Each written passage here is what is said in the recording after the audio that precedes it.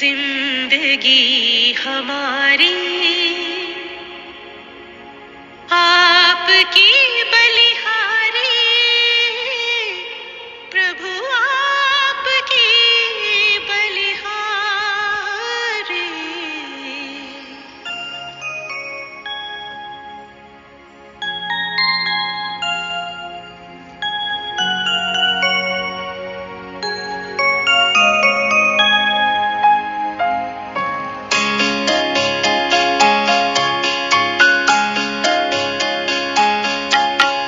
खुशियों से भर दे जिंदगी हमारी, खुशियों से भर दे जिंदगी हमारी।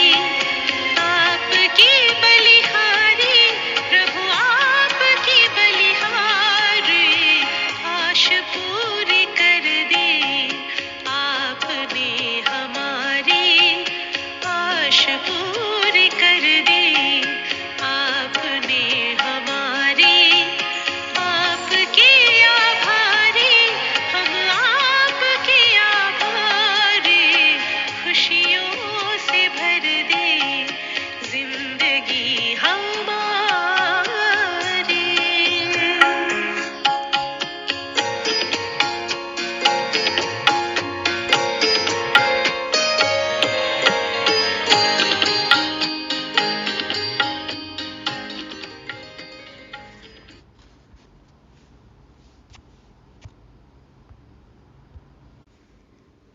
ओम शांति।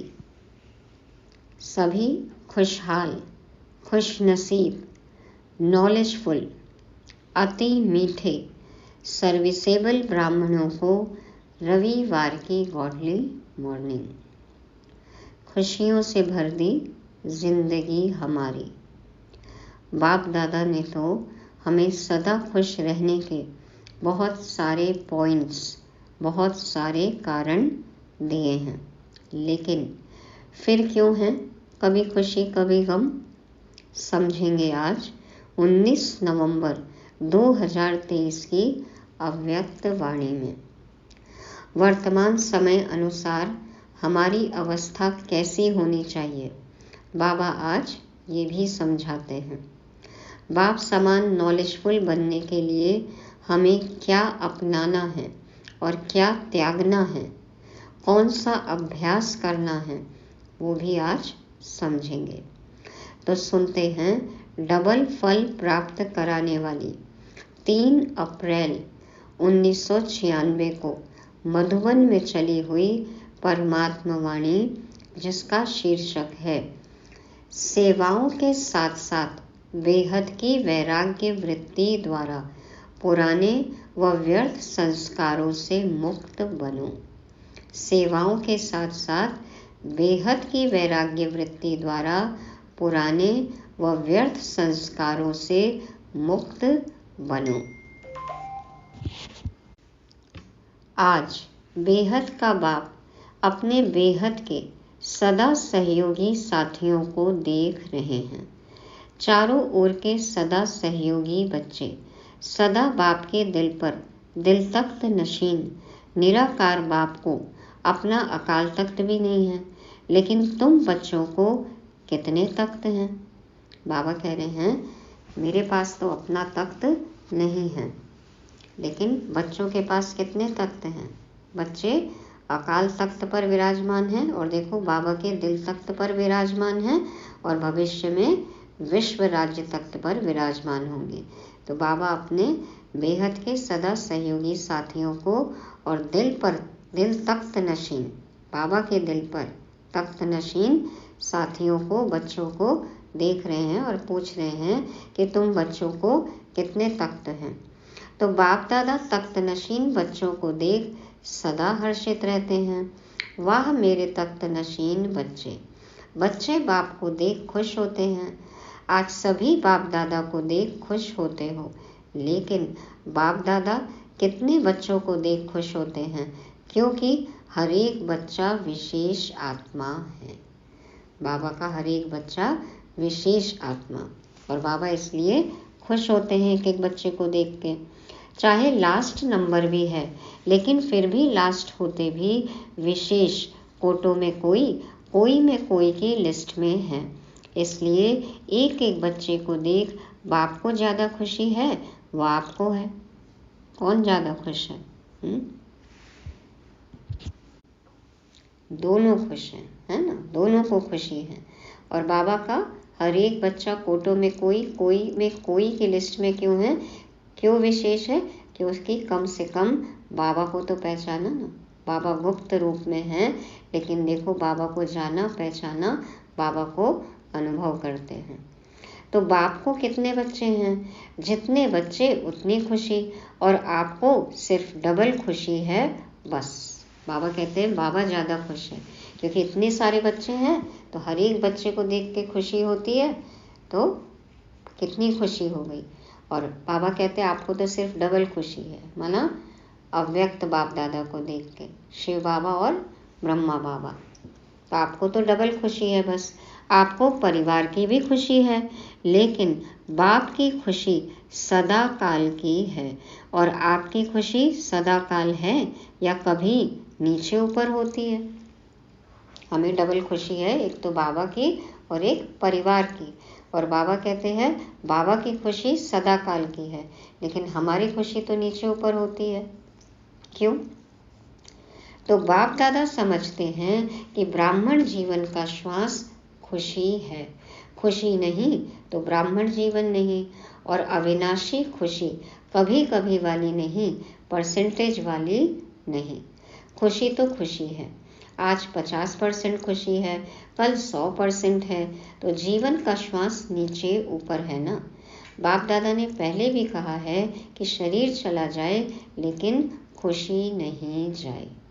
तो यह पाठ सदा पक्का है या थोड़ा थोड़ा कच्चा है? सदा अंडरलाइन है। कभी कभी वाले क्या होंगे? सदा खुशी में रहने वाले पास विद ऑनर, और कभी कभी खुशी में रहने वालों को धर्मराजपुरी पास करनी पड़ेगी। कभी खुशी कभी गम वालों को धर्मराजपुरी में अपनी हाजिरी लगानी पड़ेगी। और जो सदा खुश हैं वो pass with honour. Pass with honour वाले 1 सेकंड में बाप के साथ जाएंगे, रुकेंगे नहीं। तो आप सब कौन हो? साथ चलने वाले या रुकने वाले? हम तो कहेंगे ना साथ चलने वाले। ऐसा चार्ट है, क्योंकि विशेष डायमंड जुबली के वर्ष में बाप दादा की हर एक बच्चे के प्रति क्या शुभ आशा है वह तो जानते हो ना। पिछली कई मुरलियों में बाबा ने अपनी आशाएं, अपनी इच्छाएं, अपने अरमान सब बताए हैं। फरमान भी किया है कि डायमंड जुबली में तो डायमंड बनना है, सदा खुश रहना है ना। तो बाप दादा ने सभी बच्चों का चार्ट देखा। उसमें क्या देखा कि वर्तमान समय के प्रमाण एक बात का विशेष और अटेंशन चाहिए।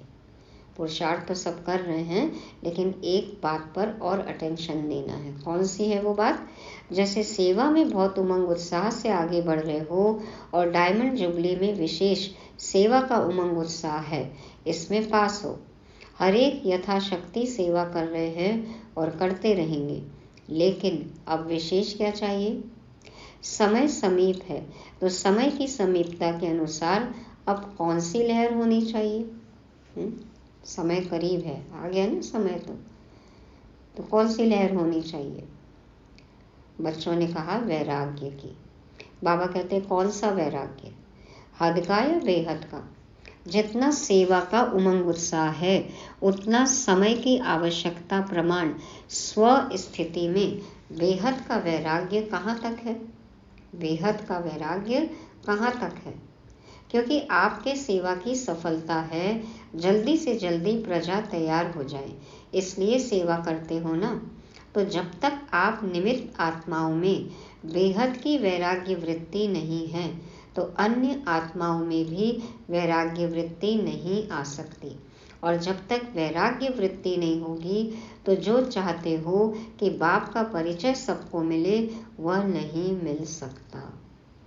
सेवाधारियों में तो, निमित्त आत्माओं में तो बाबा कहते हैं बेहद की वैराग्य वृत्ति चाहिए।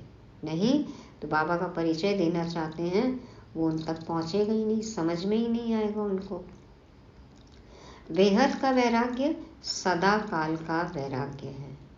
बेहद का वैराग्य माना सदा काल का वैराग्य। अगर समय प्रमाण व सरकमस्टेंस प्रमाण वैराग्य आता है तो समय नंबर 1 हो गया और आप नंबर 2 हो गए।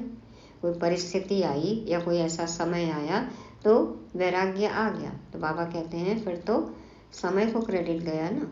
तो समय नंबर 1 हो गया, परिस्थिति नंबर 1 हो गई और आप नंबर 2 हो गए।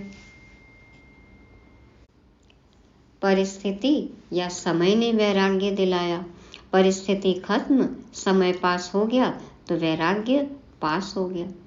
अभी कोविड के समय देखने को मिला ना ऐसा वैराग्य। परिस्थिति गई तो सब वैराग्य खत्म। तो परिस्थिति खत्म, समय पास हो गया तो वैराग्य पास हो गया। तो उसको क्या कहेंगे, बेहद का वैराग्य या हद का? तो अभी बेहद का वैराग्य चाहिए। अगर वैराग्य खंडित हो जाता है तो उसका मुख्य कारण है देह भान। वैराग्य खंडित होने का मुख्य कारण है देह भान। जब तक देह भान का वैराग्य नहीं है तब तक कोई भी बात का वैराग्य सदा काल नहीं होता है, अल्प काल का होता है। भूल जाते हैं ना कि आत्मा है, फिर से खुद को देह समझने लगते हैं। तो संबंध से वैराग्य यह बड़ी बात नहीं है। वह तो दुनिया में भी कईयों को दिल से वैराग्य आ जाता है, लेकिन यहाँ देह भान के जो भिन्न भिन्न रूप हैं उन भिन्न भिन्न रूपों को तो जानते हो ना। संबंधियों से कई बार क्या है, धोखा मिलता है, इच्छाएं पूरी नहीं होती हैं, मोह भंग हो जाता है, वैराग्य आ जाता है ना। बाबा कहते हैं वो कोई बड़ी बात नहीं है, लेकिन देह भान के कितने भिन्न भिन्न रूप हैं, कितने देह भान के रूप हैं उसका विस्तार तो जानते हो। लेकिन इस अनेक देह भान के रूपों को जानकर बेहद के वैराग्य में रहना। देह भान देही अभिमान में बदल जाए, देह भान देही अभिमान में बदल जाए। जैसे देह भान एक नेचुरल हो गया, ऐसे देही अभिमान नेचुरल हो जाए, क्योंकि हर बात में पहला शब्द देह ही आता है। चाहे संबंध है तो भी देह का ही संबंध है, पदार्थ है तो देह के पदार्थ हैं। तो मूल आधार देह भान है। जब तक किसी भी रूप में देह भान है तो वैराग्य वृत्ति नहीं हो सकती। तो संबंधों से वैराग्य हो, पदार्थ से हो और अपने पुराने स्वभाव संस्कार से, खुद की देह से, सबसे वैराग्य चाहिए। बाबा कहते हैं कि जब तक किसी भी रूप में देह भान है तो वैराग्य वृत्ति नहीं हो सकती। और बाप दादा ने देखा कि वर्तमान समय जो देह भान का विघ्न है उसका कारण है कि देह के जो पुराने संस्कार हैं उससे वैराग्य नहीं है। पहले देह के पुराने संस्कारों से वैराग्य चाहिए। संस्कार स्थिति से नीचे ले आते हैं। आदत है, संस्कार है, तो वो हमें अपनी स्थिति से नीचे ले आते हैं। संस्कार के कारण सेवा में व संबंध संपर्क में विघ्न पड़ते हैं। तो रिजल्ट में देखा कि देह के पुराने संस्कार से जब तक वैराग्य नहीं आया है तब तक बेहद का वैराग्य सदा नहीं रहता। संस्कार भिन्न भिन्न रूप से अपने तरफ आकर्षित कर लेते हैं। तो जहाँ किसी भी तरफ आकर्षण है वहाँ वैराग्य नहीं हो सकता। कहीं भी आकर्षण है तो वैराग्य नहीं हो सकता। तो चेक करो कि मैं अपने पुराने व व्यर्थ संस्कार से मुक्त हूँ। हमारे पुराने जो आसुरी स्वभाव संस्कार हैं, व्यर्थ संस्कार हैं, उससे आत्मा मुक्त हुई है, चेक करना है। कितनी भी कोशिश करेंगे, करते भी हैं कि वैराग्य वृत्ति में रहें, लेकिन संस्कार कोई कोई के पास या मेजॉरिटी के पास किस न किस रूप में ऐसे प्रबल हैं जो अपनी तरफ खींचते हैं। तो पहले पुराने संस्कार से वैराग्य। न चाहते हुए भी क्या होता है, कई बार हम कर लेते हैं, हो जाता है, तो ये संस्कार है ना। तो पहले पुराने संस्कार से वैराग्य, संस्कार न चाहते भी इमर्ज हो जाते हैं। क्यों? चाहते नहीं हो, लेकिन सूक्ष्म में संस्कारों को भस्म नहीं किया है। संस्कारों को कैसे भस्म करेंगे? बाबा बताते हैं, कहाँ न कहाँ अंश मात्र रहे हुए हैं, छिपे हुए हैं, वह समय पर न चाहते हुए भी इमर्ज हो जाते हैं। फिर कहते हैं चाहते तो नहीं थे, लेकिन क्या करें, हो गया, हो जाता है। यह कौन बोलता है? देहभान या देही अभिमान? देहभान बोलता है या देही अभिमान? मतलब खुद को शरीर ही समझते हैं, आत्मिक स्थिति है ही नहीं। तो बाप दादा ने देखा कि संस्कारों से वैराग्य वृत्ति में कमजोरी है, खत्म किया है, लेकिन अंश भी नहीं हो ऐसा खत्म नहीं किया है। और जहाँ अंश है तो वंश तो होगा ही, थोड़ा भी रह गया तो फिर वंश खड़ा हो जाएगा। आज अंश है, समय प्रमाण वंश का रूप ले लेता है, परवश कर देता है। कहने में तो सभी क्या कहते हैं कि जैसे बाप नॉलेजफुल है वैसे हम भी नॉलेजफुल हैं, लेकिन जब संस्कार का वार होता है तो नॉलेजफुल हैं या नॉलेज पुल है, तब कहा जाएगा कि ज्ञानी है, समझ है। क्या है? नॉलेज फुल के बजाय नॉलेज पुल बन जाते हो। कहाँ खिंच जाता है ज्ञान, कहाँ खिसक जाता है, कहाँ चला जाता है? संस्कार अपनी तरफ पुल कर लेते हैं, है ना। तो उस समय किसी से भी पूछो तो कहेंगे हाँ समझती तो मैं भी हूँ, समझता तो मैं भी हूँ, होना नहीं चाहिए, करना नहीं चाहिए, लेकिन हो जाता है। तो नॉलेज पुल हुए या नॉलेज पुल हुए? नॉलेज पुल अर्थात नॉलेज को खींचने वाले, पुल करते हैं। जो नॉलेजफुल है उसे कोई भी संस्कार, संबंध, पदार्थ वार नहीं कर सकता। जो नॉलेजफुल है वो कभी भी नहीं हारेगा, संस्कार से, संबंध से और पदार्थ से, उस पर ये वार नहीं कर सकते। तो डायमंड जुबली मना रहे हो, डायमंड जुबली का अर्थ है डायमंड बनना, अर्थात बेहद के वैरागी बनना। जितना सेवा का उमंग है उतना वैराग्य वृत्ति का अटेंशन नहीं है, इसमें अलबेलापन है। चलता है, होता है, हो जाएगा, समय आएगा तो ठीक हो जाएगा। तो समय आपका शिक्षक है या बाबा शिक्षक है? कौन है? अगर समय पर परिवर्तन करेंगे तो आपका शिक्षक तो समय हो गया, समय आएगा तो हो जाएगा। तो बाबा कहते हैं अगर समय पर परिवर्तन करेंगे तो आपका शिक्षक तो समय हो गया। आपकी रचना आपका शिक्षक हो, ये ठीक है। बाबा हमेशा कहते हैं ना, समय आपकी रचना है, तो आपकी रचना आपका शिक्षक हो गई, तो ये बात ठीक है। तो जब ऐसी परिस्थिति आती है तो क्या कहते हो? समय पर ठीक कर लूँगी, हो जाएगा। बाप को भी दिलासा देते हैं, फिक्र नहीं करो, हो जाएगा। बाबा आप चिंता मत करिए, विनाश से पहले हम संपूर्ण हो जाएंगे, फिक्र मत करिए, हो जाएगा। समय पर बिल्कुल आगे बढ़ जाएंगे। तो समय को शिक्षक बनाना यह आप मास्टर रचयिता के लिए शोभता है। समय को शिक्षक बनाना यह आप मास्टर रचयिता के लिए शोभता है, अच्छा लगता है? नहीं, समय रचना है, आप मास्टर रचयिता हो। तो रचना मास्टर रचयिता का शिक्षक बने, यह मास्टर रचयिता की शोभा नहीं। तो अभी जो बाप दादा ने समय दिया है उसमें वैराग्य वृत्ति को इमर्ज करो, क्योंकि सेवा की खींचातान में वैराग्य वृत्ति खत्म हो जाती है। वैसे सेवा में खुशी भी मिलती है, शक्ति भी मिलती है और प्रत्यक्ष फल भी मिलता है, लेकिन बेहद का वैराग्य खत्म भी सेवा में ही होता है। इसलिए अब अपने अंदर इस वैराग्य वृत्ति को जगाओ। प्रत्यक्ष फल, शक्ति, खुशी वो तो मिलती है, लेकिन साइड इफेक्ट क्या होता है? वैराग्य वृत्ति खत्म हो जाती है। कल्प पहले भी बने तो आप ही थे कि और थे? बाबा कहते हैं कि अपने अंदर इस वैराग्य वृत्ति को जगाओ। और कल्प पहले भी बने तो आप ही थे कि और थे? बेहद के वैरागी हम ही बने थे ना, आप ही हैं ना। सिर्फ मर्ज है, उसको इमर्ज करो। जैसे सेवा के प्लान को प्रैक्टिकल में इमर्ज करते हो तब सफलता मिलती है ना। खाली प्लान बनाने से तो नहीं होगा ना, उस अनुसार कर्म करना पड़ता है, तभी तो सफल होते हैं।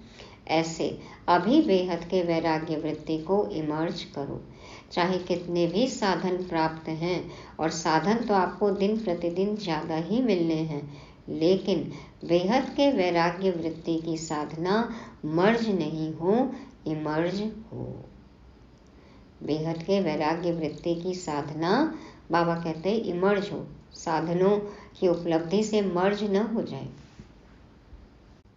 साधन तो देख ही रहे ना, दिन पर दिन कितने साधन उपलब्ध होते जा रहे हैं।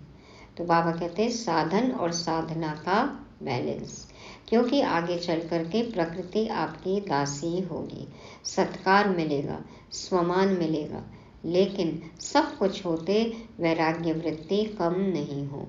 तो बेहद के वैराग्य वृत्ति का वायुमंडल स्वयं में अनुभव करते हो कि सेवा में बिजी हो गए हो। बेहद के वैराग्य वृत्ति का वायुमंडल खुद में अनुभव होता है। बाबा कहते सिर्फ सेवा में ही बिजी हो। जैसे दुनिया वालों को सेवा का प्रभाव दिखाई देता है ना, ऐसे बेहद के वैराग्य वृत्ति का प्रभाव दिखाई दे। दुनिया कहे कि इनके पास इतने साधन हैं, फिर भी ये वैरागी हैं, उपराम हैं, न्यारे हैं। आदि में आप सभी की स्थिति क्या थी? शुरुआत की बात कर रहे हैं बाबा। कराची में जब थे, बाहर की कोई सेवाएं नहीं थी, साधन थे, लेकिन बेहद की वैराग्य वृत्ति के वायुमंडल ने सेवा को बढ़ाया। तो जो भी डायमंड जुबली वाले हैं, उन्होंने आदि संस्कार हैं, अब मर्ज हो गए हैं। अब फिर से इस वृत्ति को इमर्ज करो। आदि रत्नों के बेहद के वैराग्य वृत्ति ने स्थापना की। अभी नई दुनिया की स्थापना के लिए फिर से वही वृत्ति, वही वायुमंडल इमर्ज करो। तो सुना क्या जरूरत है? जितनी भी आत्माएं शुरू में यज्ञ में समर्पित हुई, तो सभी में वैराग्य वृत्ति थी ना, सभी वैरागी थे, तभी समर्पित हुए। तो बाबा कहते हैं फिर से वही वृत्ति चाहिए, फिर से वैसा ही वायुमंडल चाहिए। साधन ही नहीं है और कहो हमको तो वैराग्य है, तो कौन मानेगा? आपके पास कोई चीज़ है ही नहीं और आप बोलो हम तो इसके वैरागी हैं। चीज़ होते हुए, उपलब्ध होते हुए उपराम रहना है, वैरागी हो, तब कहेंगे ना कि वैरागी हैं। तो साधन ही नहीं और कहो हमको तो वैराग्य है, तो कौन मानेगा? साधन हो और वैराग्य हो। पहले के साधन और अभी के साधनों में कितना अंतर है, देख ही रहे ना। आजकल कितनी सुविधाएं हैं, कितने साधन हैं, अंतर तो बहुत है। साधना छिप गई है और साधन प्रत्यक्ष हो गए हैं। अच्छा है, साधन बड़े दिल से यूज़ करो, क्योंकि साधन आपके लिए ही हैं, लेकिन साधना को मर्ज नहीं करो। लक्ष्य क्या है वो ध्यान रखना है, साधनों में खो नहीं जाना है। बाबा कहते ठीक है आपके लिए साधन है, यूज़ करो, सेवा में भी यूज़ करो, लेकिन जो असली लक्ष्य है, जो पुरुषार्थ करना है, उससे नहीं भटक जाना है। साधना को मर्ज नहीं करो, बैलेंस पूरा होना चाहिए। जैसे दुनिया वालों को कहते हो कि कमल पुष्प समान बनो, तो साधन होते हुए कमल पुष्प समान बनो। साधन बुरे नहीं हैं, साधन तो आपके कर्म का, योग का फल है ना, फल के रूप में प्राप्त हुए ना साधन तो। लेकिन वृत्ति की बात है, एक है यूज़ करना और एक है कि वो नहीं हो तो साधना ही खत्म हो जाए, सेवा ही खत्म हो जाए, उसी पे डिपेंडेंट हो गए, उसी पे आधारित हो गए, निर्भर। ये साधन नहीं है, अब सेवा नहीं हो सकती, साधना नहीं कर सकते, योग नहीं लग सकता। लाल लाइट नहीं है, गीत नहीं है, म्यूजिक नहीं है, फोटो नहीं है, योग लग ही नहीं सकता। बाबा कहते हैं कि साधन बुरे नहीं हैं, साधन तो आपके कर्म और योग का फल है, लेकिन वृत्ति की बात है। ऐसे तो नहीं कि साधन के प्रवृत्ति में साधनों के वश फंस तो नहीं जाते। साधन के प्रवृत्ति में साधनों के वश फंस तो नहीं जाते। कमल पुष्प समान न्यारे और बाप के प्यारे, यूज करते हुए उन्हों के प्रभाव में नहीं आए। न्यारे है तो यूज कर लिया, नहीं है तो भी साधना चल रही है, वही काम चल रहा है। बाबा कहते हैं यूज करते हुए उन्हों के प्रभाव में नहीं आए। न्यारे साधन बेहद की वैराग्य वृत्ति को मर्ज नहीं करे। अभी विश्व अति में जा रही है, तो अभी आवश्यकता है सच्चे वैराग्य वृत्ति की, और वह वायुमंडल बनाने वाले आप हो। पहले स्वयं में, फिर विश्व में। एक से एक आविष्कार हो रहे हैं ना, और विश्व देखो अति में जा रहा है, हर चीज में अति में जा रहा है। तो बाबा कहते हैं ऐसे समय में सब कुछ होते हुए भी वैराग्य वृत्ति, सच्ची वैराग्य वृत्ति, उसका वायुमंडल बनाने वाले आप हो। पहले तो स्वयं में और फिर विश्व में। तो डायमंड जुबली वाले क्या करेंगे? लहर फैलाएंगे ना। आप लोग तो अनुभवी हैं, शुरू का अनुभव है ना, सब कुछ था। देसी घी खाओ जितना खा सकते, फिर भी बेहद की वैराग्य वृत्ति। दुनिया वाले तो देसी घी खाते हैं, लेकिन आप तो पीते थे, घी की नदियां देखी। तो डायमंड जुबली वालों को विशेष काम करना है। आपस में इकट्ठे हुए हो तो रूह रिहान करना। बाबा कहते हैं इस बारे में बात करना, सोचना। पहले भी तो सब साधन थे, लेकिन साधना क्या थी? प्रमुख थी। सबका ध्यान साधना पर था। तो बाबा कहते हैं अभी सब इकट्ठे हुए हो और अब इस बारे में सोचना, बात करना। जैसे सेवा की मीटिंग करते हो वैसे इसकी मीटिंग करो। जो बाप दादा कहते हैं, चाहते हैं सेकंड में अशरीरी हो जाए, उसका फाउंडेशन यह बेहद की वैराग्य वृत्ति है। नहीं तो कितनी भी कोशिश करेंगे, लेकिन सेकंड में नहीं हो सकेंगे। एक सेकंड में अशरीरी होने का अभ्यास करना है। बाबा हमेशा कहते हैं ना, यदि किसी चीज में अटकेंगे, कोई स्वभाव संस्कार में अटकेंगे, पदार्थ में अटकेंगे, कोई संबंध में अटकेंगे, तो अशरीरी हो पाएंगे? नहीं हो सकते। तो बाबा कहते हैं बेहद की वैराग्य वृत्ति, ये है फाउंडेशन अशरीरी होने का।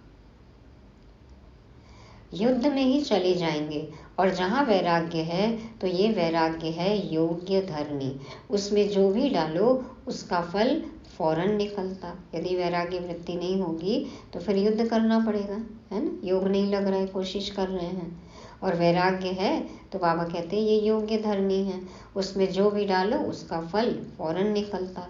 तो क्या करना है? सभी को फील हो कि बस हमको भी अभी वैराग्य वृत्ति में जाना है। अच्छा, समझा क्या करना है? सहज है या मुश्किल है? थोड़ा थोड़ा आकर्षण तो होगी या नहीं? देखो बाबा पूछ रहे हैं, थोड़ा थोड़ा तो आकर्षण होगा ना। क्या करोगे फिर? या नहीं होगा? साधन अपने तरफ नहीं खींचेंगे। एक से एक चीजें अभी तो आकर्षण नहीं होगा। अभी अभ्यास चाहिए। जब चाहे, जहाँ चाहे, जैसा चाहिए वहाँ स्थिति को सेकंड में सेट कर सके, ये प्रैक्टिस चाहिए अभी।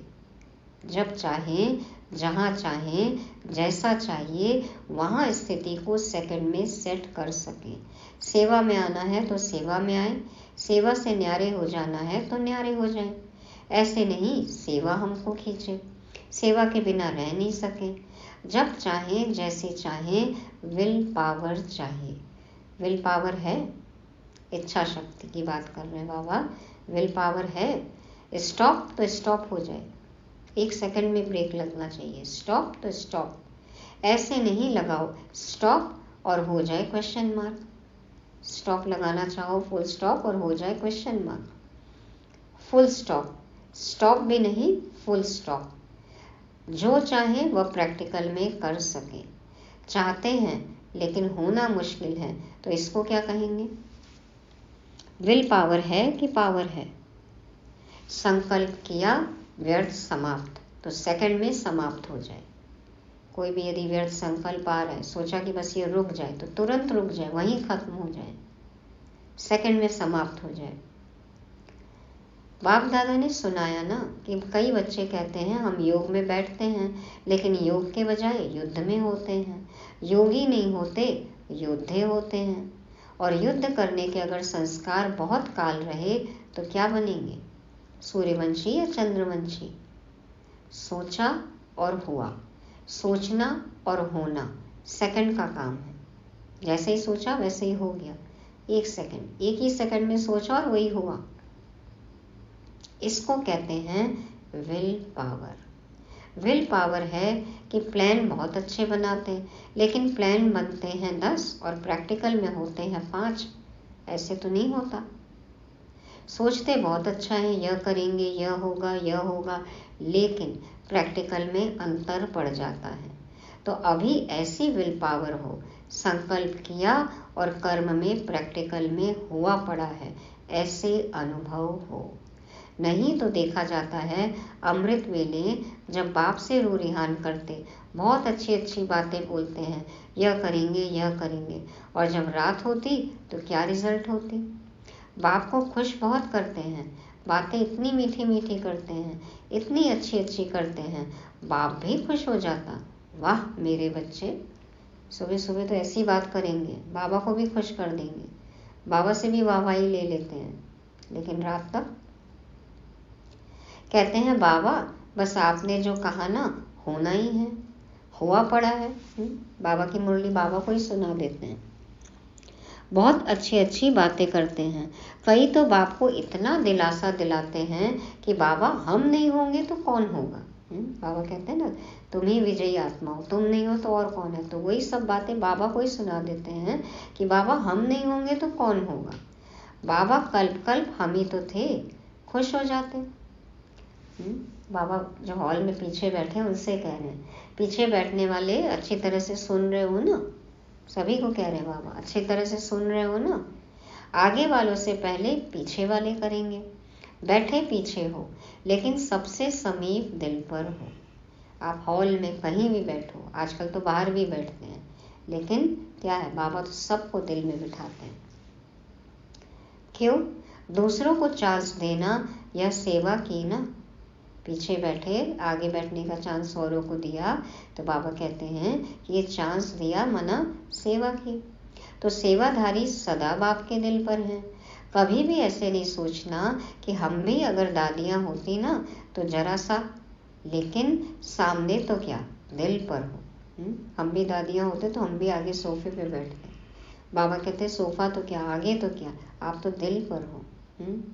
देखो भगवान ने अपने दिल पर बिठाया है। और दिल भी साधारण दिल नहीं, तख्त है। तख्त, सिंहासन, कोई भी सिंहासन, कोई भी कुर्सी बाबा के दिल की जगह ले सकती है, दिल तख्त की जगह। कंपेयर कर सकते हैं, कंपैरिजन ही नहीं है। और दिल भी साधारण दिल नहीं, हाँ भगवान का दिल तख्त है। तो दिल तख्त नशीन है ना। कहाँ भी बैठे हो, चाहे इस कोने में बैठे हो, चाहे नीचे बैठे हो, चाहे केबिन में बैठे हो, लेकिन बाप के दिल पर हो। कोई कहीं भी है, बाबा कहते हैं देखो बच्चे तुम तो मेरे दिल में हो। अच्छा, चारों ओर के तख्त नशीन श्रेष्ठ भाग्यवान आत्माएं, सदा बेहद के वैराग्य वृत्ति से वायुमंडल बनाने वाले विशेष आत्माएं, सदा अपने श्रेष्ठ विशेषताओं को कार्य में लगाने वाले विशेष आत्माएं, सदा एक बाप के साथ और श्रीमत के हाथ को अनुभव करने वाले समीप आत्माओं को बाप दादा का याद प्यार और नमस्ते। हम रूहानी बाप के दिल तख्त नशीन बच्चों का रूहानी बाप दादा को याद प्यार, गुड मॉर्निंग और नमस्ते। शुक्रिया बाबा, शुक्रिया। वरदान है, एक व्रता के राज को जान, वरदाता को राजी करने वाले सर्व सिद्धि स्वरूप भाव। एक व्रता के राज को जान, वरदाता को राजी करने वाले सर्व सिद्धि स्वरूप भाव। हर काम में सफलता हमें कैसे मिलेगी, सिद्धि कैसे मिलेगी? जब हम वरदाता को राजी कर लेंगे। कैसे राजी होगा बाबा? जब हम एक व्रता होंगे। ये राज है। एक के लिए, एक में, एक से सब कुछ, एक व्रता। बाबा समझाते हैं, वरदाता बाप के पास अखुट वरदान है, जो जितना लेने चाहे खुला भंडार है। ऐसे खुले भंडार से कई बच्चे संपन्न बनते हैं और कोई यथाशक्ति संपन्न बनते हैं। सबसे ज़्यादा झोली भर कर देने में भोलानाथ वरदाता रूप ही है। सिर्फ उसको राजी करने की विधि को जान लो तो सर्व सिद्धियाँ प्राप्त हो जाएंगी।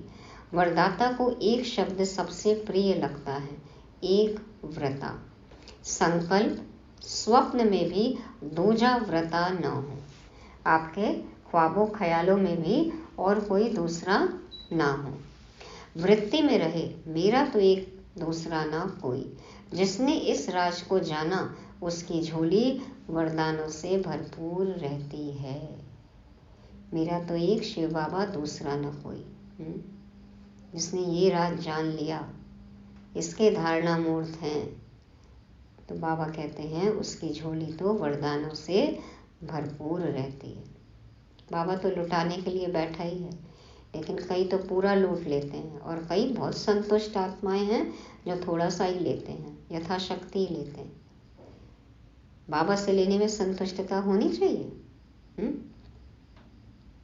बाबा तो भोलानाथ है, वरदाता है। बाबा के पास अखुट खजाने हैं, खुला भंडार है, तो बाबा को पूरा लूटना है ना। और एक व्रता, एक में, एक से, एक के लिए। स्लोगन है, मनसा और वाचा दोनों सेवाएं साथ साथ करो तो डबल फल प्राप्त होता रहेगा। डबल फल चाहिए ना, तो मनसा और वाचा सेवा दोनों एक साथ करना है।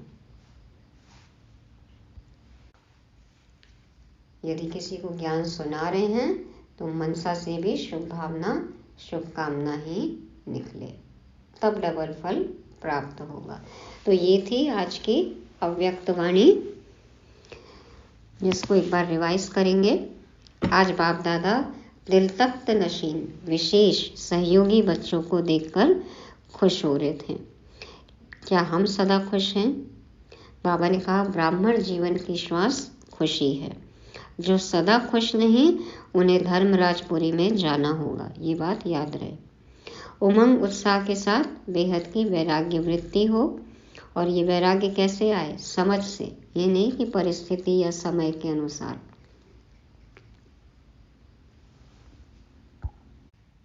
और ऐसा बेहद का वैराग्य कब होगा? जब देह अभिमान का अंश मात्र भी ना हो, आसुरी संस्कार ना हो, कोई भी हद का आकर्षण ना हो, तब हम कहलाएंगे नॉलेजफुल। हमें डायमंड बनना है, समय पर नहीं छोड़ना है। बाबा ने कहा, साधन व साधना का बैलेंस हो। और डायमंड माना बेहद के वैरागी।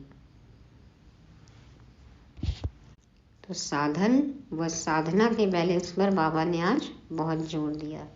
सच्ची वैराग्य वृत्ति सेवा कराती है।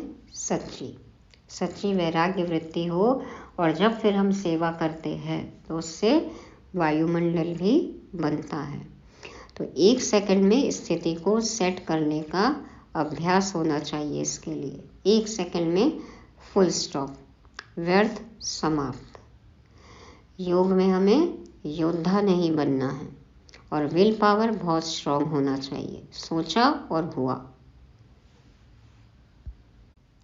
तभी होंगे हम बाप के दिल पर विराजमान।